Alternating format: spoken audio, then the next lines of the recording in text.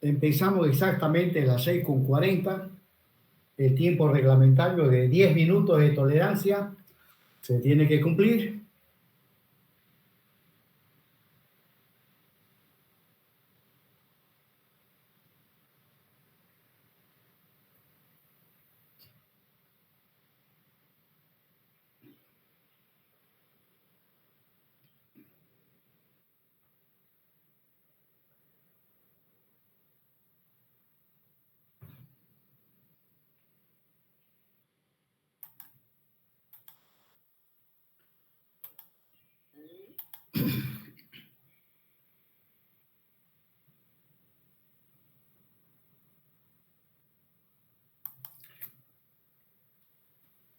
Bien, jóvenes de la materia de CIP 209,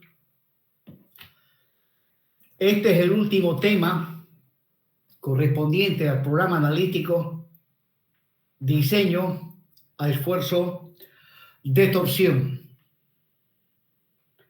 Bueno, vamos a adentrarnos de a poquito viendo los conceptos teóricos más fundamentales utilizados en el diseño a torsión. Recomiendo de que agarren su libro de resistencia a los materiales y le den una repasada a todo esto que es el diseño a corte y torsión. Y hablando de libros sobre resistencia a los materiales, ¿alguno de ustedes me puede decir qué libro de resistencia a materiales es el que más utilizan?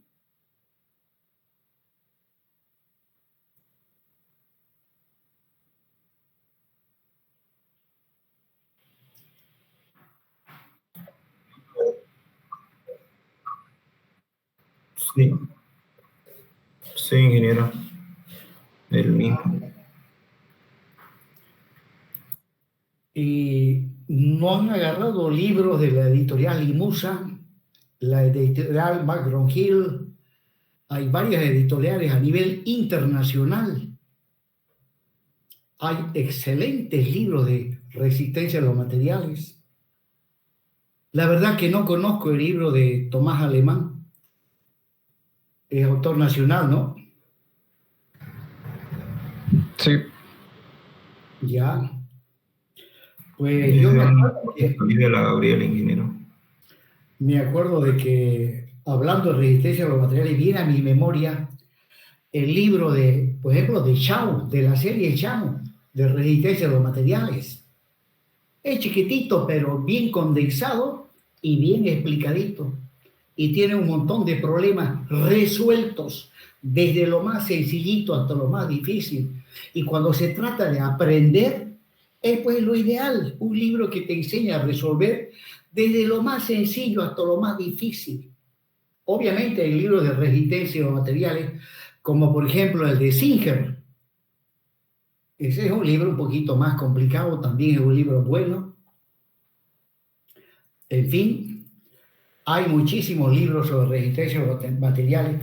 Yo debo tener por lo menos unos 10 libros sobre resistencia a los materiales en formato PDF. Bueno, y pues uno tiene que buscar el libro que se adecue a la personalidad que uno tiene, ¿no? y al grado, según el nivel académico también de uno, porque hay libros de resistencia a los materiales de un nivel académico muy superior al nuestro, y querer estudiar de ahí, pues se necesita tener una buena base, principalmente en matemáticas, en cálculo diferencial integral, principalmente. Bueno, entonces nos adentramos al tema de diseño a torsión, haciendo algunos repasos referentes a torsión en resistencia a los materiales. El elemento estructural más apropiado para el trabajo a torsión es los elementos de sección circular. Son los que más se adecúan a trabajar a torsión. Lamentablemente, las vigas en edificios son de sección rectangular, no son de sección circular, ni modo. Entonces, pues ya se complica un poco más el diseño. Sin embargo, hay casos, hay situaciones donde sí hay elementos de sección circular, como por ejemplo los postes de alumbrado eléctrico que se construyen en la ciudad de Santa Cruz. Verán que los postes son de hormigón, todo de sección circular, y obviamente que esos elementos se los diseña a torsión. Y bueno, ahí va el eje longitudinal baricéntrico del elemento de sección circular, que prácticamente es un cilindro de radio R, y como dije, lo ideal para cuando tenemos torsión es un elemento de sección circular, ya que es más sencillo y más fácil abordar el estudio del comportamiento de un elemento sometido a torsión. Entonces, ahí va el eje longitudinal baricéntrico. L es la longitud en volado de esta viga de sección circular. Y la solicitación actuante. La solicitación actuante, donde la norma ACI empieza siempre agarrando como solicitación actuante las solicitaciones nominales. Las solicitaciones nominales. Les comento que voy a hacer algunos cambios a la materia, principalmente a estas diapositivas, de manera tal que yo voy a empezar directamente con el torsor de diseño, no con el torsor nominal, porque a mi criterio es una pérdida de tiempo, porque para diseñar no es con el torsor nominal, es con el torsor último. A ver si en las vacaciones, bueno, en enero empieza ¿cuándo empieza el verano? ¿Alguien sabe? Creo que sí es en enero. No estoy muy seguro, pero a ver la si fecha está todavía por aprobarse, ingeniero. Todavía no está aprobado. Voy a hacer lo posible para no dictar verano y me voy a dedicar a pulir estos trabajos de manera tal que lo haga más corto, más sencillo y sin muchas vueltas. Bueno, continuando. Entonces tengo como solicitación actuante el momento torsor nominal, y debido a la presencia de esta solicitación actuante sobre la sección transversal sobre el cual está actuando esta solicitación, como veremos, aparece un giro o un desplazamiento angular. La sección gira con respecto a su eje longitudinal baricéntrico, y como el otro extremo se encuentra empotrado, entonces esta línea que se denomina, si no me equivoco, la mediatriz, algo por ahí, al girar la sección transversal debido al momento torsor, pues la mediatriz cambia de posición, apareciendo un ángulo, θ sub L. Eso es debido al momento torsor. Y al interior de la sección transversal, entre los radios, también vamos a tener otro ángulo que lo identifico con la letra φ. Bueno, θ sub L, según resistencia de los materiales, se puede evaluar mediante la fórmula que acabo de mostrar. En este caso, obviamente, no voy a deducir de dónde viene esta fórmula. Eso lo tiene que hacer el profesor, o pienso que lo ha hecho el profesor de resistencia a los materiales. Deducirles paso a paso de dónde viene esta fórmula. Resulta que deducir paso a paso de dónde viene una fórmula es la mejor forma de entender conceptos, definiciones y principalmente la mejor forma de entender el comportamiento de un elemento bajo cierta solicitación. Ya que el simple hecho de que me lo ponga en la fórmula no me dice nada. No me dice nada. Pero eso compete a la materia de resistencia a los materiales. Donde en esta fórmula T obviamente es el momento torsor, L la longitud del elemento que está sometido a torsión, G sub C es el módulo de elasticidad transversal y E sub C el módulo de elasticidad longitudinal. Bueno, cuando diseñamos a torsión, a corte, tan solamente aparece el módulo de elasticidad transversal, G sub C. En cambio, cuando diseñamos a torsión, aparecen los dos módulos de elasticidad. Bueno, es que como veremos más adelante, debido al momento torsor, no solamente aparecen tensiones tangenciales de superficie sobre la sección transversal, sino que también, debido al momento torsor, este elemento empotrado libre queda sometido a una fuerza normal de tracción. Pues uno se pregunta, ¿cómo es posible que el torsor produzca tracción? Pues sí, lo vamos a ver más adelante. Continuando. Ahí está la formulita para calcular el módulo de elasticidad longitudinal del hormigón. Ya les comenté en una oportunidad la norma europea, la norma brasilera, a E sub C no le llaman módulo de elasticidad. Ellos argumentan que eso está mal. ¿Por qué elasticidad? Elasticidad, el hormigón no tiene absolutamente nada de elasticidad. De ahí que la norma europea y la brasilera le llaman módulo de deformación del hormigón. La verdad que yo estoy de acuerdo con los europeos y la norma brasilera. Ya les dije que la ACI, a mi criterio, no la ha modificado desde el año 1950. El mismo McCormack, en una parte, recomienda que la norma ACI adopte la filosofía de los estados límites y de los dominios de las deformaciones. McCormack, que es ingeniero y profesor en varias universidades norteamericanas, hace esa recomendación. Bueno, continuando. Espale.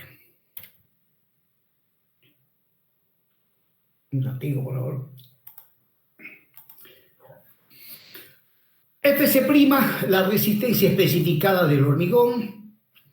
Y ahí está una de las fórmulas de la elasticidad plana, ¿no? Donde el módulo de elasticidad transversal está en función del módulo de elasticidad longitudinal y un coeficiente. ¿Alguien me dice cómo se llama este coeficiente? Coeficiente de Poisson. El coeficiente de Poisson. El coeficiente de Poisson, ustedes sabrán que es un coeficiente que mide la relación de las deformaciones a lo largo del eje longitudinal del elemento con respecto a las deformaciones transversales que experimenta ese elemento.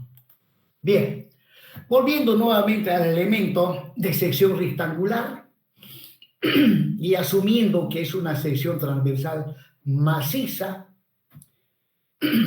Les comento que las columnas del tendido eléctrico en la ciudad no son de sección transversal maciza, son de sección transversal hueca. Eso es lo ideal, hueco. Bueno, empezando, asumiendo que es de sección transversal maciza, entonces ahí tenemos el radio de la sección transversal, el diámetro sabemos que es 2 veces el radio, y podemos calcular inmediatamente el momento de inercia a torsión, es simplemente pi, diámetro a la cuarta sobre 32, y también podemos determinar el módulo resistente a torsión, pi por diámetro al cubo sobre 16. Bien, aplicada la solicitación actuante sobre la sección transversal maciza, observaremos que aparecen tensiones de cizallamiento, tau, los cuales giran de manera concéntrica respecto al baricentro de la sección transversal. Aplicado el momento torsor, observamos que sobre la sección transversal aparece un flujo de tensiones tangenciales concéntricos con respecto al baricentro de la sección transversal. Bueno, lo que interesa es estudiar la distribución de estas tensiones en función de su magnitud. Bueno, eso ya lo han visto ustedes en resistencia, pero lo vamos a repasar. Tau es la letra que representa a las tensiones tangenciales o tensiones distribuidas tangencialmente sobre una superficie, ¿no? En cambio, a las tensiones normales también distribuidas sobre una superficie se los representa por medio de la letra griega sigma. Eso también es conocido por todos nosotros. Pues bien, ahí está la formulita que me permite determinar la magnitud de estas tensiones, ¿no? Donde la letra R minúscula es un radio, es la distancia que hay del centro del círculo a una cierta distancia, ¿no? A la distancia a la cual yo quiero medir la magnitud de esa tensión de cizallamiento. Y su T, el momento de inercia torsión, y T, el momento torsionante. Obviamente, las tensiones máximas están en el perímetro de la sección transversal. Y si quiero determinar las tensiones máximas, la letra R minúscula tendré que reemplazarlo por la letra R mayúscula. Bueno, visto de frente la sección transversal y agarrando una porción de estas tensiones, ¿no? Su distribución sobre un eje horizontal y su distribución sobre un eje vertical. Pues esta distribución me permite observar claramente que las tensiones no son uniformes, sino que conforme me alejo del centro, las tensiones van aumentando de magnitud y por ende las tensiones de cizallamiento máximas están sobre el perímetro externo de la sección transversal y por otro lado, justo en el baricentro de la sección transversal, la tensión de cizallamiento es nula, ¿no? O sea, si R, que es la distancia del baricentro a una cierta distancia, R0 significa que estoy en el baricentro, si R0, la tensión de cizallamiento es 0. Y si R es igual al radio del círculo, entonces reemplazando voy a encontrar la tensión máxima, que justamente, como dije hace un momento, ha de estar sobre el perímetro externo de la sección transversal. Bueno, hacer el diseño, una vez conocida la distribución de las tensiones tangenciales, para diseñar se hace una serie de simplificaciones, ¿no? Bueno, ahí está la formulita reemplazando R minúscula por R para calcular la tensión máxima. Entonces, las tensiones máximas están en el perímetro y si quiero calcular una tensión a una cierta distancia del baricentro, a una cierta distancia R, pues aplico la fórmula primera que mostré al inicio. Bueno, pues bien, iba comentándoles que para el diseño se hace una serie de simplificaciones. Una de las simplificaciones principales es no tomar en cuenta de las tensiones tangenciales, no se toma en cuenta las tensiones que están cerca del centro de la sección transversal, por cuanto esas tensiones son de pequeña magnitud. Entonces, lo que hacemos en la práctica, asumimos ficticiamente de que la sección es hueca. Y si es hueca, debo definir, ¿ya? La sección es hueca, asumimos que es hueca, pero obviamente debo definir de qué magnitud es el espesor, que le voy a llamar T, el espesor de la pared de la sección hueca. Como veremos más adelante, el espesor de las paredes de la sección hueca se define en función de varios parámetros geométricos, que lo veremos en detalle más adelante. Bueno, entonces voy a asumir que es una sección hueca de manera hipotética, de manera ficticia, y descarto lo que está en el centro. Al descartar las tensiones que están en el centro, ¿qué me queda?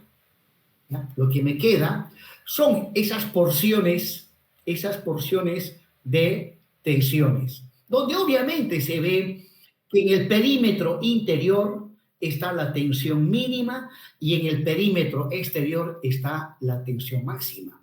O sea, viniendo del centro para afuera, las tensiones de cizallamiento no son constantes, ¿no? En el perímetro interior está lo mínimo y en el perímetro exterior está lo máximo. Pues eso hay que tomar en consideración cuando estemos diseñando a torsión.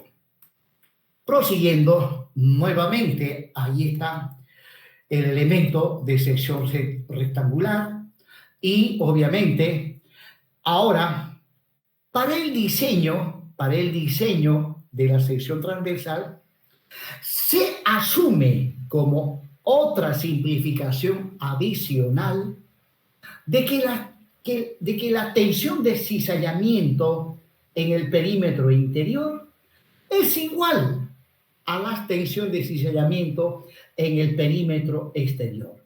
O sea, asumimos que en todo el espesor de la sección hueca, asumimos que la tensión de cizallamiento es constante.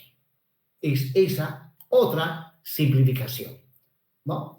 Y el espesor es T y las tensiones son constantes. Bueno, pues bien, para una sección transversal hueca y de sección circular, con línea segmentada estoy mostrando lo que de aquí en adelante le vamos a llamar la línea media de las paredes de la sección hueca, ¿ya? La línea media de las paredes de la sección hueca. Bueno, pues para esta sección hueca, cuyas paredes tienen un espesor T, ahí va el radio del perímetro interior y el radio correspondiente al perímetro exterior. Pues bien, para este tipo de secciones rectangulares, ¿no?, el perímetro correspondiente a la línea media del espesor de la sección hueca le vamos a llamar R sub 0. Bueno, con esas dimensiones geométricas, yo inmediatamente puedo plantearme que el espesor de la pared de la sección hueca es radio externo medio radio interno. Obviamente, esto lo muestro porque es una sección circular. Más adelante, para secciones rectangulares, que es lo más común, vamos a ver cómo se determina T.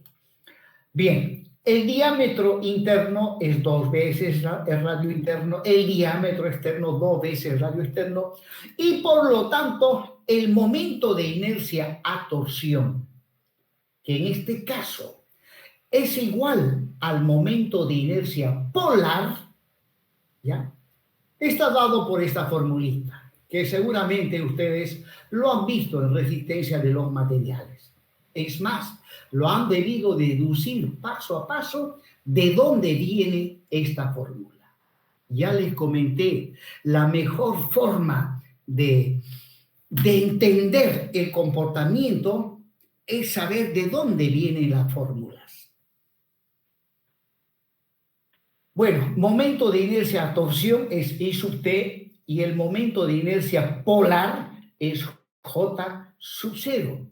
Resulta que en secciones circulares el momento de inercia a torsión es igual al momento de inercia polar. Sin embargo, en secciones rectangulares esto no se cumple. En secciones rectangulares no se cumple. Bien, prosiguiendo, ahí está la fórmula para calcular el módulo resistente de la sección transversal. Y bueno, ahí la sección transversal visto de frente con la solicitación actuante, que es el momento torsor, y las tensiones, el flujo de tensiones sobre la pared de la sección hueca, donde estas tensiones son concéntricas con respecto a el centro del círculo. Bueno, ahora, estas tensiones tau, en cuanto a su unidad de medida, ¿ya? Cuando se habla de fuerzas infinitesimales distribuidas sobre una superficie, sobre un área, entonces la unidad es kilonewton sobre metro cuadrado. Entonces, estas tensiones, ¿no?, están en kilonewton sobre metro cuadrado. Ahora, ¿qué pasa si este tau lo multiplico por el espesor? Lo multiplico por el espesor de la pared, por T. Pues estas tensiones de superficie se transforman en tensiones lineales, ¿no?, donde la magnitud de estas tensiones lineales es tau por T, ya que si una carga que está distribuida sobre una superficie lo multiplico por el ancho de esa superficie, automáticamente se convierte en una carga lineal. O sea, en este caso es una carga lineal la cual actúa a lo largo de la línea media de la pared de la sección hueca. Y obviamente la unidad de medida de estas tensiones es kilonewton sobre metro lineal, kilonewton por metro. Y ahora, la simplificación más importante cuando se diseña a torsión. La simplificación más importante es asumir que el producto de la tensión de cizallamiento por el espesor de la pared de la sección hueca es constante. Esa es una de las grandes simplificaciones que, como digo, simplifica tremendamente el trabajo de diseño. Bueno, y ahora, volviendo nuevamente a la sección hueca y a la línea media de las paredes de la sección hueca, ahí está lo que habíamos llamado R sub 0, el radio correspondiente a la línea media de las paredes. Pues inmediatamente yo puedo calcular el área del círculo al interior de la línea media, a esa área, pero antes de ello, puedo calcular el perímetro del círculo correspondiente a la línea media. El perímetro es de 2 pi por radio, y si es para la línea media, obviamente debo trabajar con R sub 0. Y el área correspondiente a la línea media, recuerden que área de un círculo es pi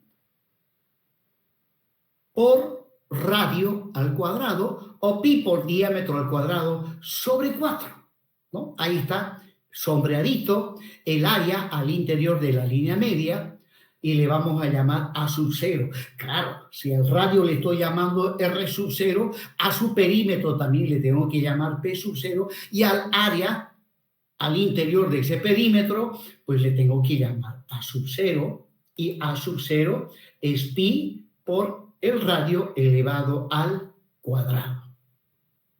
Bueno, de a poquito estoy adentrándome en una serie de parámetros geométricos importantísimos que, aunque aquí lo estamos viendo para una viga de sección circular, como veremos, estos conceptos también se aplican a vigas de sección rectangular. Prosiguiendo, jóvenes. Ahora supongamos tener una sección transversal hueca, pero con algo que obviamente no es real. Las paredes de la sección hueca no es uniforme, sino la pared por aquí está más delgadito, por aquí está más grueso. Bueno, es que vamos a hacer un análisis general del comportamiento de una sección circular hueca sometida a torsión. Bueno, allí está el centro del círculo, el radio correspondiente a la línea media, que en este caso no lo estoy llamando R sub 0, porque R sub 0 es una constante. En este caso, este radio no es una constante. Por aquí ha de tener el valor mínimo, por algún lugar está el valor máximo. Entonces, el radio correspondiente a la línea media. Y ahora, ahí está otro radio correspondiente a la línea media. Y entre estos dos radios, aquí una porción de la línea media. Y el área correspondiente a esa porción. Pues sobre esta área, para este elemento que está sometido a torsión, sobre esta área están distribuidas las tensiones de cizallamiento denominadas tau. Y si tau lo multiplico por T, entonces voy a encontrar sobre la línea media las tensiones distribuidas a lo largo de la línea media. Su unidad, kilonewton metro. Y vamos a llamar diferencial de S a la longitud de esta porción de la línea media. A esta porción diferencial de S. Y ahora puedo encontrar la resultante de las tensiones que actúan sobre esta área sombreada.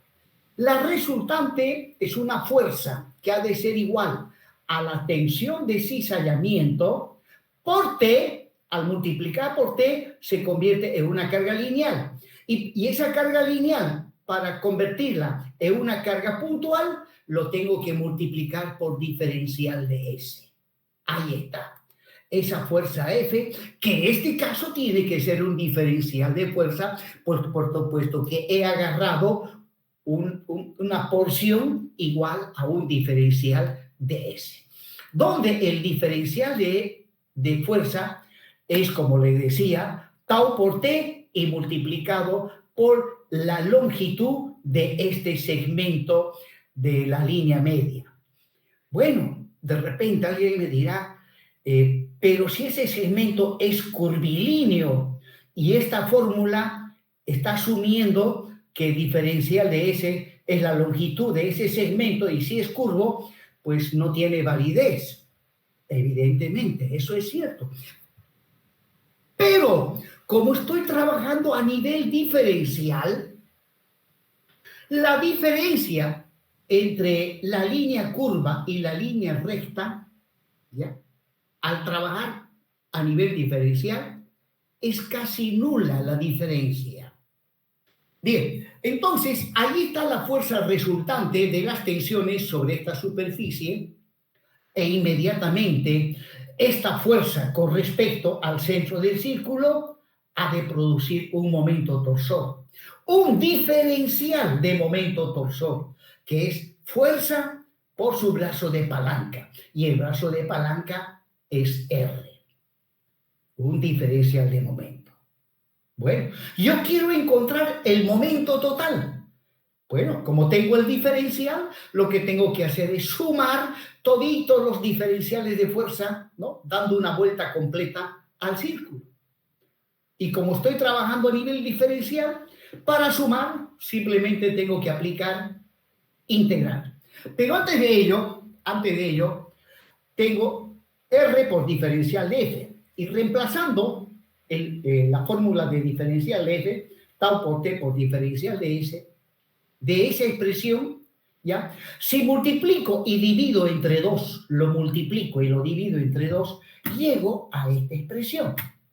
¿Y para qué he multiplicado y dividido entre 2? Ese es un artificio. Resulta que R por diferencial de S dividido entre 2, base por altura dividido entre 2, es el área de un triángulo. ¿De cuál triángulo? Del triángulo cuyos lados son esta R minúscula y la otra R minúscula. Y la base de ese triángulo es diferencial de S, ¿no? Entonces, volviendo a este gráfico, ahí está el triángulo, ¿no? Cuya área es R por diferencial de S. Pues bien, ese triángulo ha de tener un diferencial de área que le vamos a llamar diferencial de T, a sub 0. Por lo tanto, volviendo a mi fórmula, R por diferencial de S sobre 2 es el diferencial de área. Reemplazando en la fórmula del diferencial de torsor, tengo 2 pi por T por diferencial de A sub 0. Y ahora, quiero encontrar el momento torsor resultante. Entonces tengo que hacer una sumatoria a lo largo de la línea media, dando una vuelta completa. Y eso significa aplicar integrales. La integral, ¿no? Una integral cerrada de 0 hasta t sub n del diferencial de t. Y el diferencial de t es 2 tau t por diferencial de ρ. Y ahora, recuerde que al producto de tau por t hemos asumido como simplificación de que es constante. Y el 2 también es una constante, por lo tanto, puede salir fuera de la integral. Y me queda simplemente la integral desde 0 hasta A sub 0 del diferencial de A sub 0. ¿Qué significa eso? Que tengo que sumar todos los triángulos hasta dar una vuelta completa. Y si doy una vuelta completa, lo que voy a encontrar, ¿no?, es A sub 0.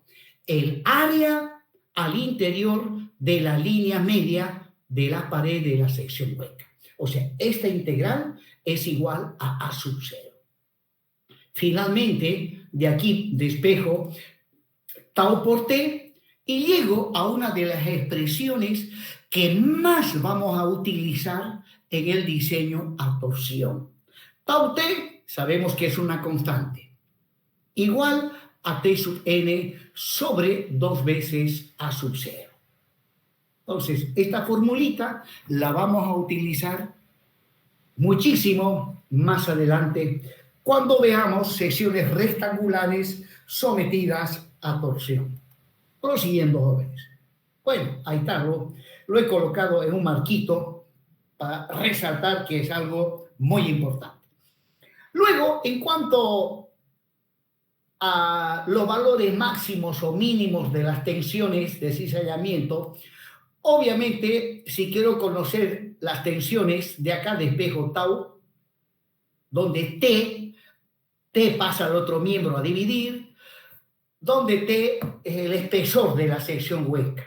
Pues podemos ver que la tensión máxima le ha de corresponder al tau mínimo, donde el espesor es mínimo, ahí va a estar la tensión máxima. ya que según esta fórmula, la tensión tau es inversamente proporcional al espesor. ¿Qué significa eso? A menor espesor, mayor es la tensión de cizallamiento. Bien, veamos ahora el caso de un elemento de sección rectangular, como las vigas de sección rectangular. Bueno, y todas las vigas prácticamente son de sección rectangular maciza. En la vida práctica no vamos a encontrar secciones rectangulares huecas. Al menos, miren, en toda mi vida de estudiante aquí en Santa Cruz y en el interior, no he visto, de repente los hay, pero nunca se me ha cruzado por mi camino, vigas de sección rectangular huecas. Pues sería lo ideal. Lo ideal cuando el elemento trabaja a torsión. Pero ya no es lo ideal si trabaja a flexión, si trabaja a corte, ya no. Bien, jóvenes, continuando entonces. Ahí está la sección rectangular maciza. El ancho de la sección transversal es D. H es la altura total. Y bueno, pues bien, el producto de B por H, alguien me dice, el producto de B por H me da la sección transversal. ¿Cómo se le llama la sección transversal esa cuando diseñamos la flexión simple o cuando diseñamos columna? Área bruta, ingeniero. Correcto, el área bruta. Bueno, resulta que la norma ACI ahora a esa sección bruta, al final de cuentas, le da otro nombre, la norma americana. No sé por qué razón. Debería seguir llamándole el área de la sección bruta, ¿no? Bueno, aquí esta vez al producto de B por H le llama A sub CP. Y el perímetro le llama P sub CP. El perímetro es 2 veces B más 2 veces H, toda una vuelta completa. Entonces, ahí tengo el área y el perímetro de la sección transversal bruta.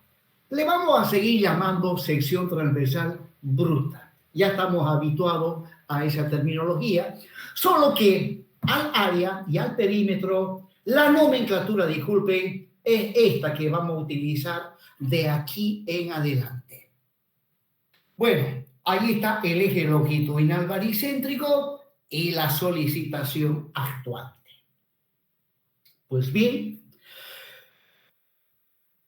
aplicada la solicitación actuante, sobre la sección transversal aparecen tensiones tangenciales de cizallamiento, ¿no? Tensiones tangenciales debido al momento torsor.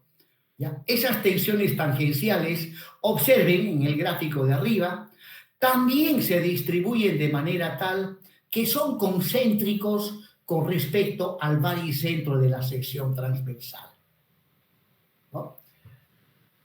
Quieren casi similar al de un círculo, las tensiones, aquí hay un flujo de tensiones que va dando vueltas, pero obviamente no es un círculo.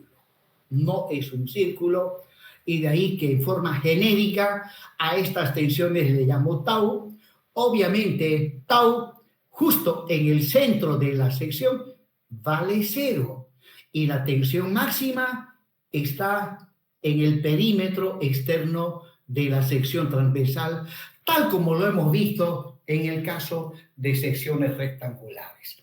O sea, todo lo que hemos visto para las secciones circulares lo tenemos que adaptar al caso de secciones rectangulares.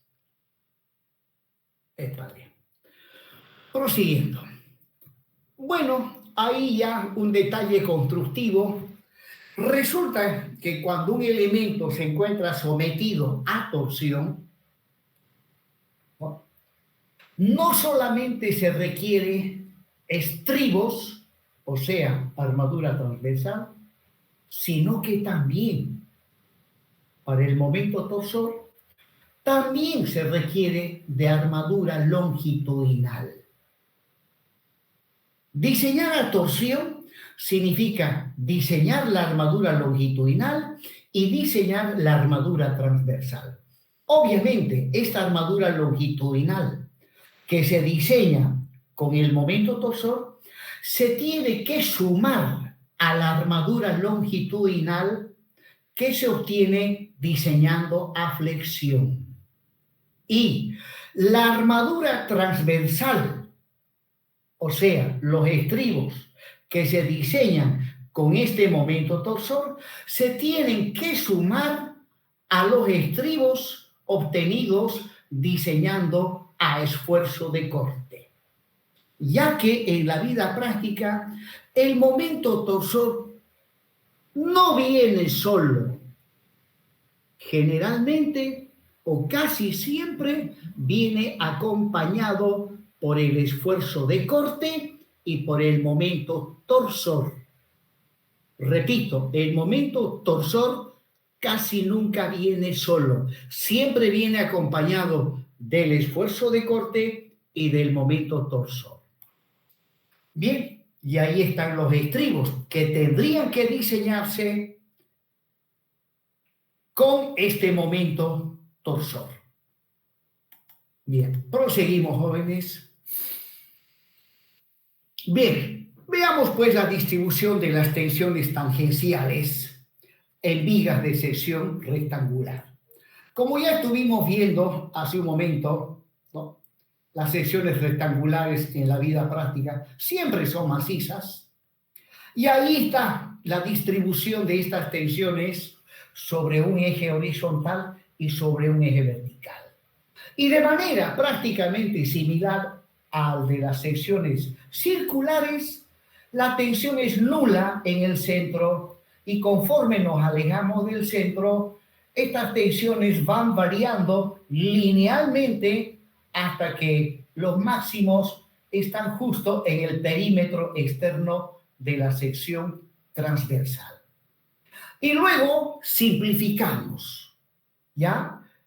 Puesto que las tensiones cerca del centro son de pequeña magnitud, pues una manera de simplificar el diseño es no tomando en cuenta esas tensiones que son relativamente pequeñas.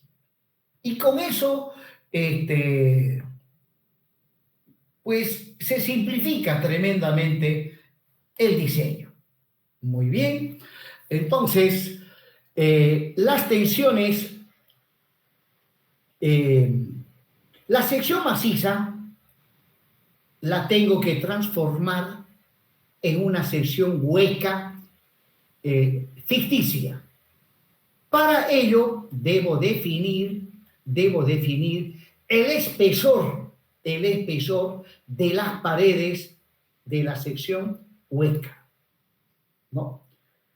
Y las tensiones máximas están en el perímetro y lo que hacemos es no tomar en cuenta las tensiones que están dentro de la zona hueca. Y finalmente, ¿no?, ahí está el espesor T, es lo que me permite definir la sección hueca ficticia.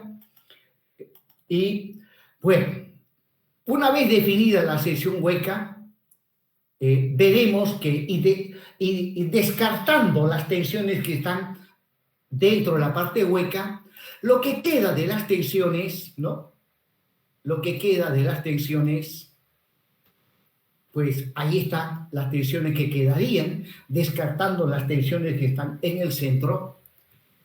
Bueno, aquí debo corregir un poco. Conforme iba hablando, tendría que haber aparecido primero estas tensiones y luego recién la línea media y todo lo demás. O sea, no ha habido, ¿cómo se llama?, sincronización entre lo que yo he estado hablando y lo que ha ido apareciendo en pantalla. Entonces, esa sincronización la tengo que corregir. Bien, ahí en este último gráfico estoy mostrando la línea media, que siempre lo vamos a dibujar con línea segmentada, la línea media de las paredes. Por lo tanto, si la pared tiene un espesor T, de la línea media al perímetro externo y al perímetro interno, voy a tener T medio y T medio. No hay por dónde perderse. Y ahora, con respecto a la línea media segmentada, que es una figura rectangular también, esa figura rectangular también tiene su ancho, que le vamos a llamar D sub 0, y su altura, que le vamos a llamar H sub 0. Por lo tanto, B sub 0 es el ancho correspondiente a la línea media y H sub 0 la altura correspondiente a la línea media de las paredes de la sección hueca. Prosiguiendo, sección hueca ficticia. Pues bien, ahí está la sección hueca. T es el espesor de las paredes, la línea media, la solicitación actuante y las tensiones distribuidas esta vez sobre las paredes de la sección hueca. Las tensiones al interior no lo estamos tomando en cuenta. Y luego, tau representa estas tensiones que están distribuidas sobre un área. Por lo tanto, la unidad de medida de tau es kilonewton sobre metro cuadrado. Y luego, ¿no? Kilonewton metro cuadrado. Y luego vamos a ver ahora, dibujo la línea media. La sección rectangular tiene 4 paredes. 2 paredes en posición vertical y 2 paredes en posición horizontal. Pues bien, en cada pared hay tensiones de cizallamiento tau, y si estas tensiones lo multiplico por el espesor de las paredes, estas tensiones de superficie las voy a convertir en tensiones lineales. Estas tensiones lineales simplemente son el producto de tau por el espesor que es T, ¿no? Lo multiplico y listo.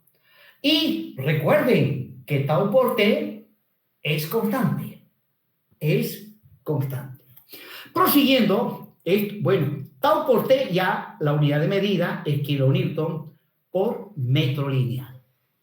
O sea, son 4 cargas linealmente distribuidas. 4 cargas uniformemente distribuidas. Digo uniformemente porque tau por T es constante, porque si no fuese constante, ya la palabra uniforme no tendría que emplearla. Bien, ahora, para cada pared voy a encontrar la resultante de estas cargas lineales. Para cada pared encuentro la resultante. Pues bien, ¿a qué se da igual la resultante de la pared vertical? Ha de ser tau por T por la longitud sobre la cual está actuando. Para las paredes verticales, la longitud es H sub 0. Para las paredes en posición horizontal, la longitud es H sub 0, ¿no? Entonces, ahí está la resultante de estas tensiones lineales, ¿ya? Simplemente a las verticales lo multiplico por H sub 0 y a las horizontales por B sub 0.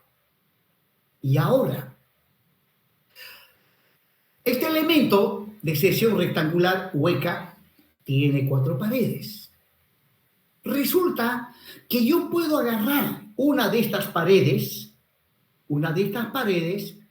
y diseñarla como viga de sección rectangular, de ancho igual a T, y la altura que tiene la sección transversal, donde tau por T por H sub 0 llegaría a ser el esfuerzo de corte en esta pared. Lo mismo para la otra pared, puedo diseñarla como una viga totalmente independiente de sección rectangular, de ancho igual a T, y la altura, obviamente la altura que tiene acá. Y esta fuerza tau T por H sub 0 representa el esfuerzo de corte. Lo mismo para las paredes horizontales, son esfuerzos de corte. Y justamente estas paredes lo vamos a diseñar a esfuerzo de corte, aplicando las fórmulas que hemos visto para vigas de sección rectangular.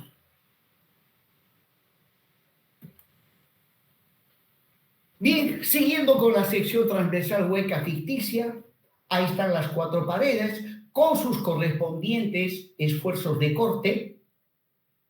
Este cortante sería positivo, este cortante negativo, si es que le ponemos signo, como si fuesen vigas independientes, cada pared si fuesen vigas independientes. Ahí está, B sub 0 es el ancho de la línea media, H sub 0 la altura de la línea media. Y justamente, como les iba comentando, puedo diseñar agarrando la pared de la izquierda, ahí está la pared de la derecha, la pared superior e inferior. Cada una de ellas la puedo diseñar en forma independiente, ¿no? Y donde el ancho sería T. El ancho es el espesor de las paredes de sección hueca. Y estas fuerzas son los esfuerzos de corte, ¿no? Para cada uno de ellos, los esfuerzos de corte. De manera tal que si yo quiero diseñar, por ejemplo, esta sección transversal, el cortante, en este caso el cortante nominal, es tau por T por H sub 0. Este sería, y si lo multiplico por el coeficiente de ponderación, phi, sería el cortante último. El cortante último es igual al cortante que resiste el hormigón más el cortante que resiste el acero. Pero resulta que cuando diseñamos a torsión no se toma en cuenta la contribución del hormigón.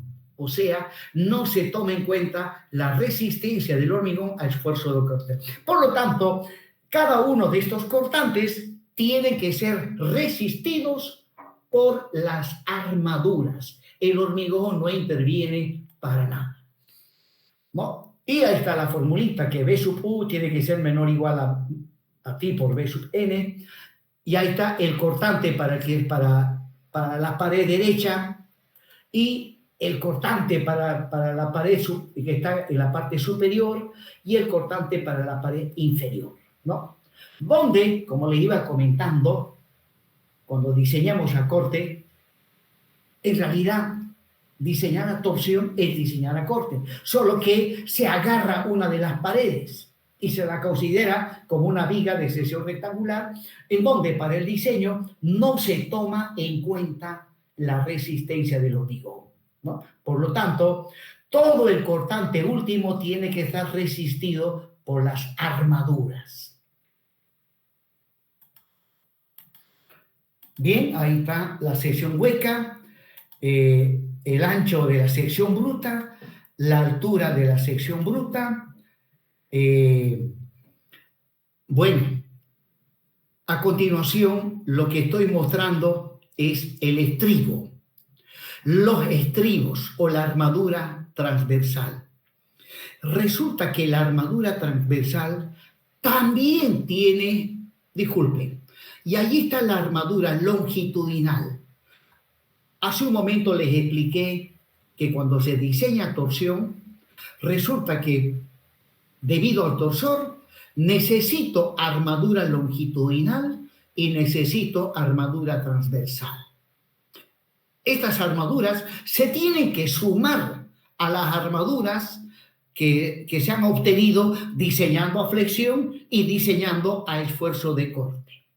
Bueno, resulta que los estribos también tienen su línea media, color azul, también tienen su línea media.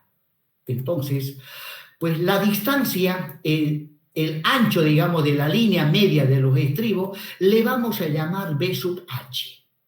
Y a su altura le vamos a llamar H sub H, ¿no? El ancho y la altura de la línea media de los estribos.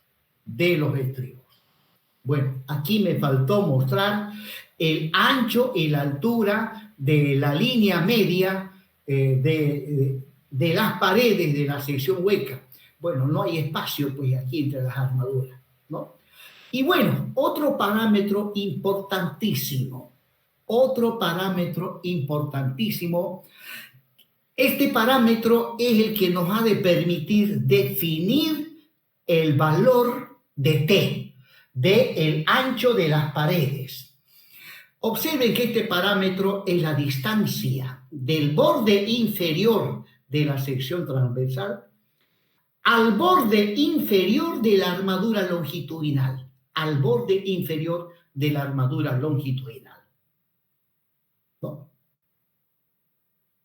Esto que acabo de indicar no es el recubrimiento geométrico. ¿Qué dicen ustedes? No. ¿Cuál sería el recubrimiento geométrico?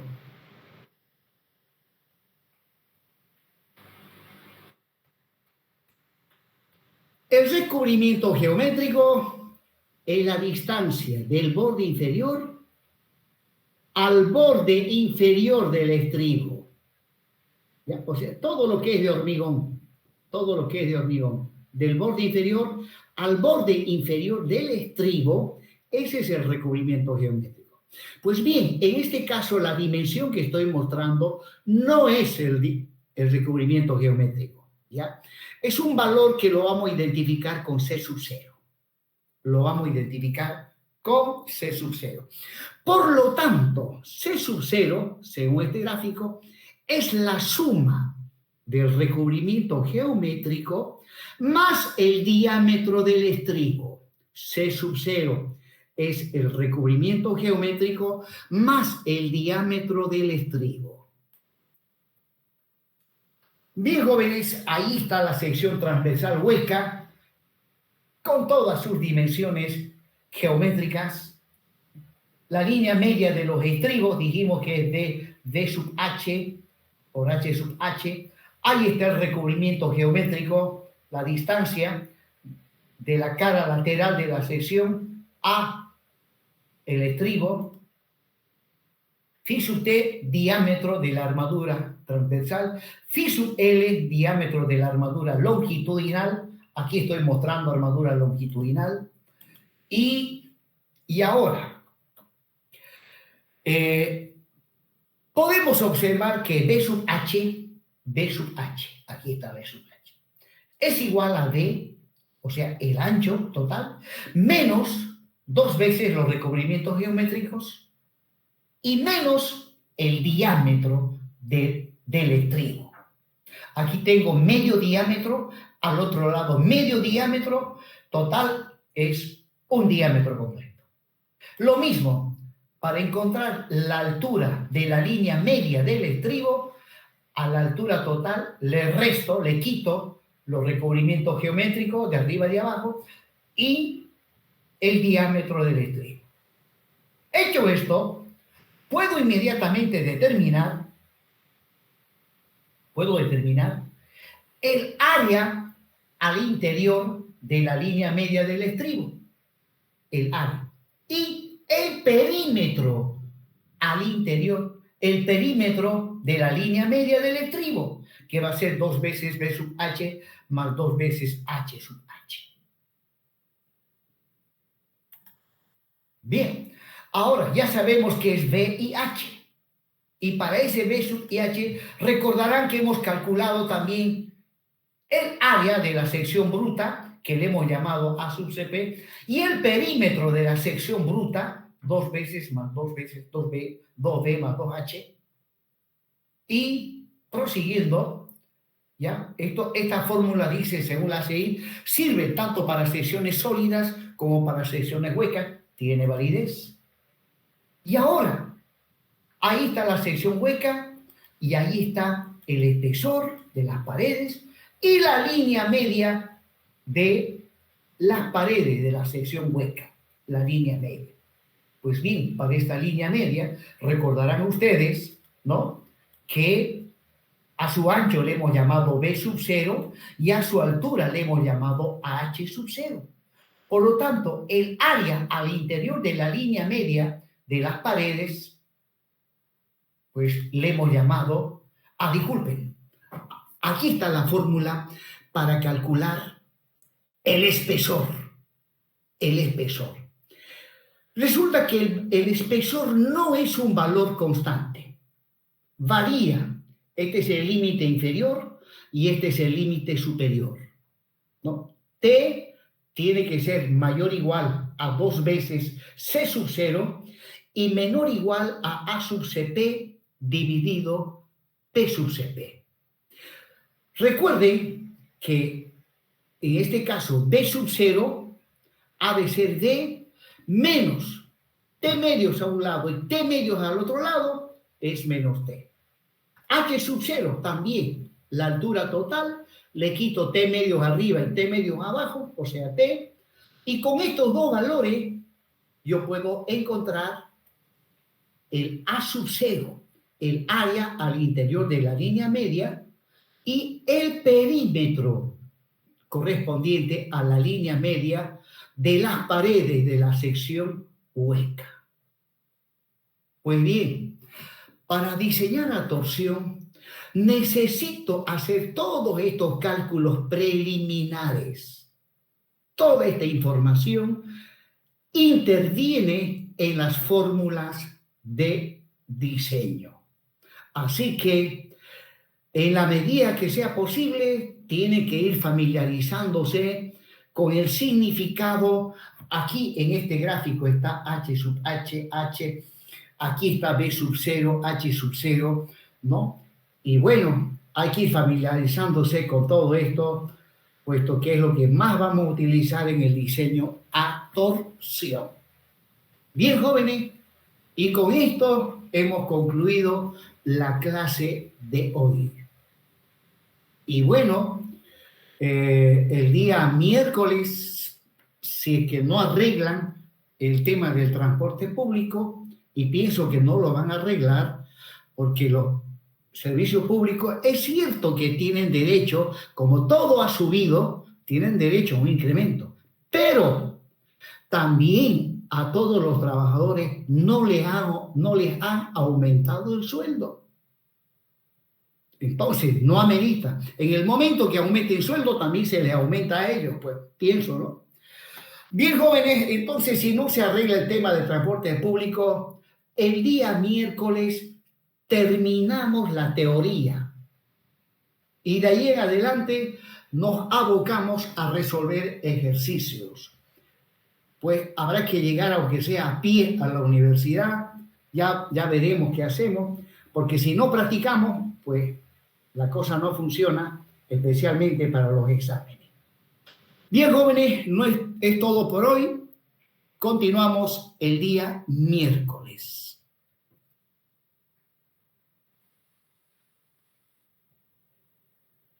Me despido. Hasta luego, jóvenes. Hasta luego.